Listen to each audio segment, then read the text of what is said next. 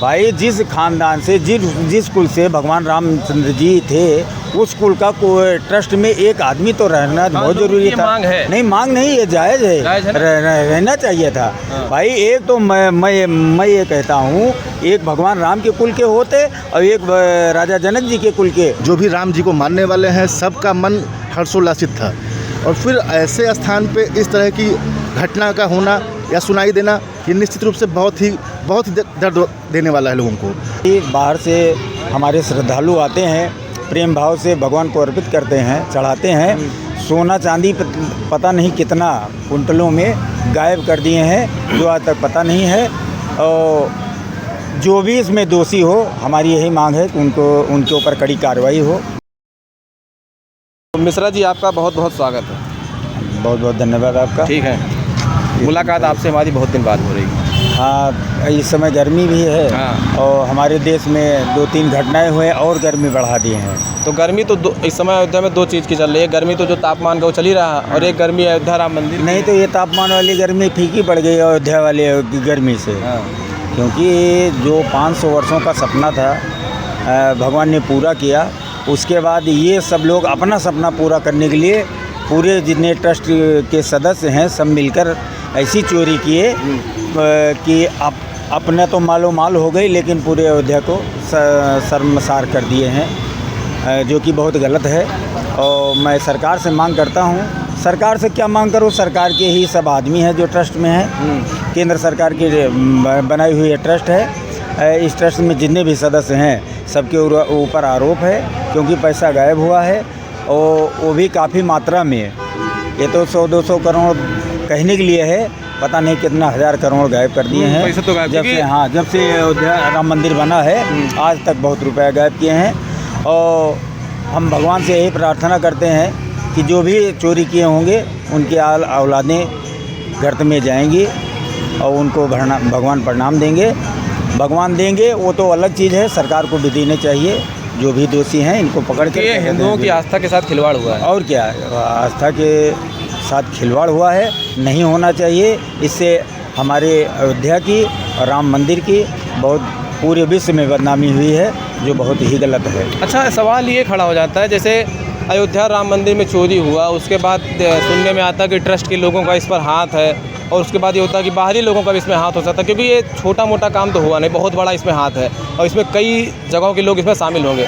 लेकिन बिना FIR के SIT का गठन, जांच के लिए, ये सब समझ में थोड़ा कम आ रहा है। ये असल में सरकार नौटंकी करती है ना। आदमी क्या कहते हैं, जनता को शांत करने के लिए कुछ ना कुछ तो उसको करना पड़ेगा।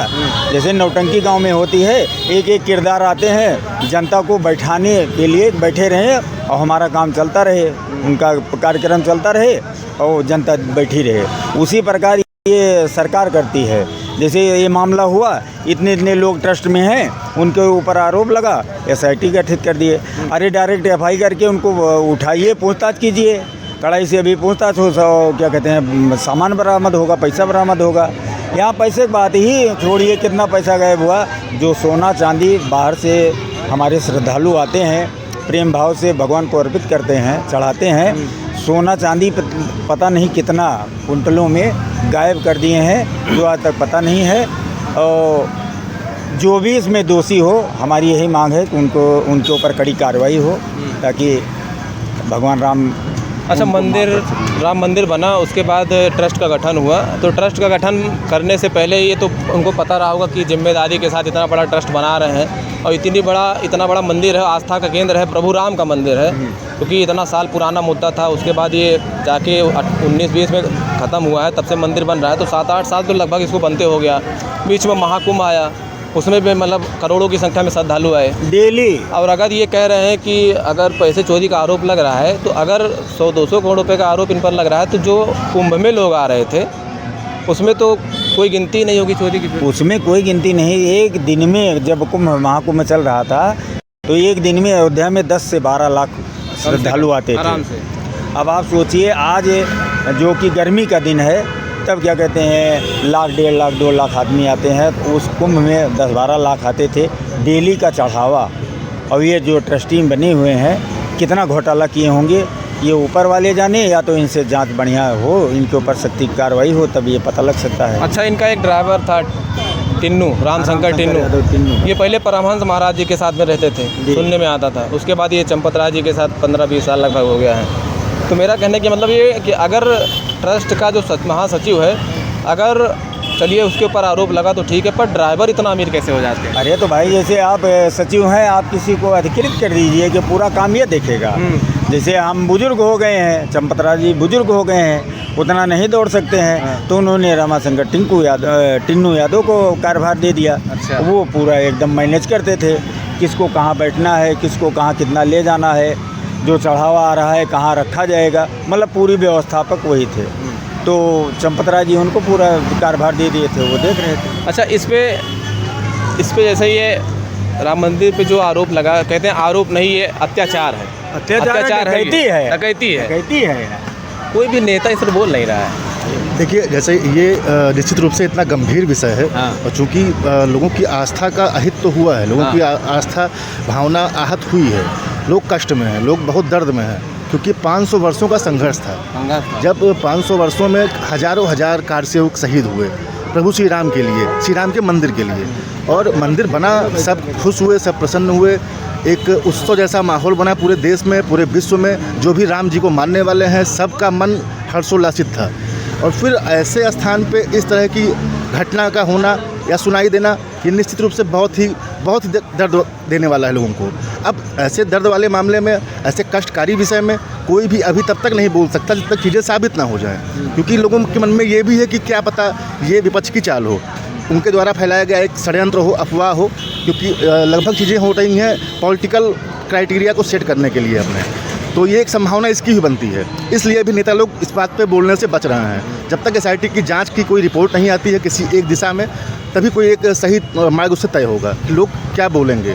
बाकी नेताओं का क्या है कि धर्म का विषय है, बहुत ही नाजुक विषय है, इस पर लोग बोलने से बच रहे हैं। और उसमें वो तो ये भी कह रहे हैं, विपक्ष के लोग ये भी कह रहे हैं कि अगर कोई भी घटना घटित होती है, या फिर चाहे जो भी ले लीजिए, मंदिर का मुद्दा ये उसको हटके भी ले लीजिए, तो उसमें पहले एफआईआर जो है वो दर्ज कराया जाता है। उसके तर्ज पर जो जांच का गठन होता है, जो टीम बनाई जाती है, उसके बाद जांच होता है। तो इसमें बिना एफआईआर के एसआईटी का गठन हो गया तो कैसी जांच है? कहना बस खाली फर्जीवाड़ा हो रहा है, उसमें कुछ नहीं। तो इसमें एक चीज़ ये भी है कि विपक्ष ने आरोप लगाया, और उसी आरोप के बेस पे ही सरकार ने एसआईटी का गठन कर दिया। उसी आरोप के बेस पे, क्योंकि सरकार भी ये चाहती है कि इस पे जो भी अगर चोरी हुई है, तो जो भी दोषी हैं उनके खिलाफ कठिन से कठिन कार्रवाई करने के लिए यूपी सरकार और भारत सरकार भी बाध्य होगी। वो अपने प्रयास में इसीलिए लगे हुए हैं। आपने कोई एफआईआर की होती तो आप कहते कि एफआईआर के बेस पे नहीं हो रही है। सरकार खुद से आपके आरोप पे एफआईआर नहीं कर लेगी। आपने आरोप लगाया, सरकार को लगा कि शायद इस बात में सत्यता हो सकती है या नहीं हो सकती है, तो इसलिए उसने एक कमेटी बनाई जो जांच कर रही है।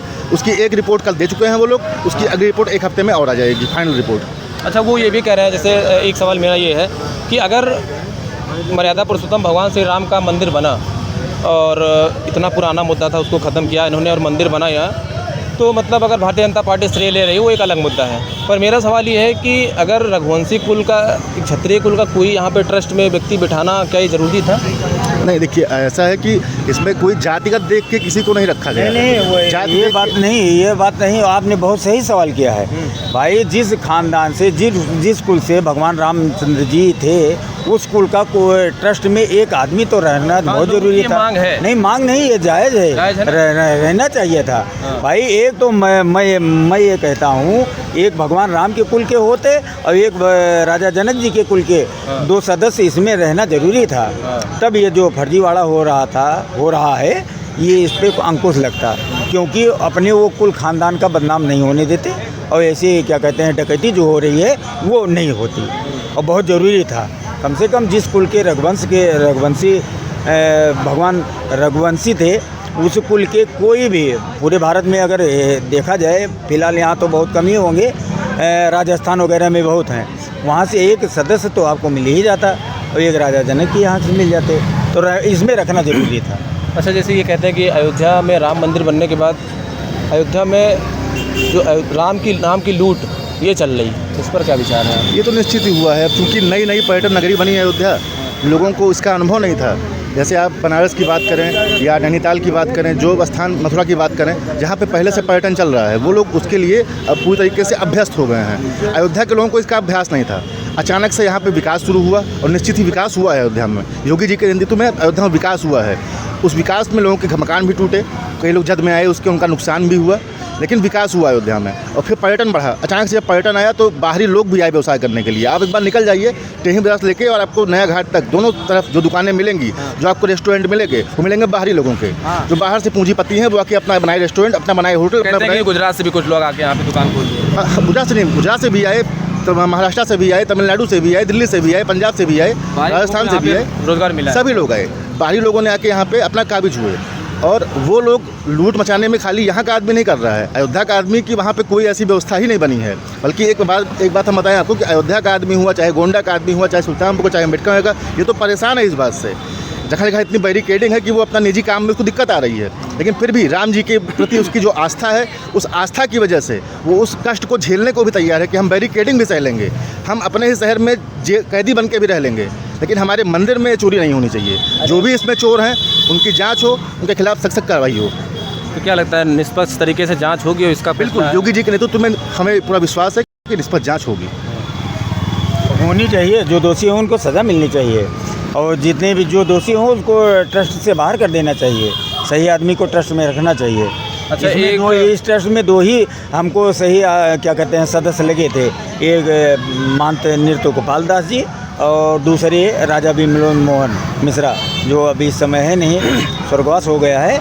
ये दो इस सदस्य लायक थे और जितने बने हैं सब चाटुकारिता में और क्या कहते हैं एजेंट के रूप में काम करने के लिए ट्रस्ट के सदस्य बने। सबसे मुख्य बात यह है कि इस ट्रस्ट में ऐसे लोगों को मौका मिले, ट्रस्ट में भी और मंदिर के जिम्मेदारों में भी, जो अयोध्या के लोकल लोग हों, क्षेत्रीय लोग हों, क्योंकि इनकी जो भावनाएं हैं राम जी के प्रति वो अलग हैं। और जो सिर्फ व्यवसायी प्रवृत्ति के लोग हैं उनको इन चीज़ों से दूर रखा जाए। अच्छा, इनकी भावनाएं कुछ भगवान के लिए आंतरिक मन से हैं। आंतरिक मन से है, सभी के लिए, तभी लोग जाते हैं। सभी के लिए राम भगवान सिर्फ भगवान होंगे। हमारे लिए भगवान भी हमारे भक्त भी हैं, क्योंकि हम उनके क्षेत्र में उन्होंने हमको इतना सौभाग्यशाली समझा कि हमको उन्होंने अपनी अयोध्या में जन्म दिया। जब हम यहाँ जन्म मिला है तो हम बहुत सौभाग्यशाली हैं।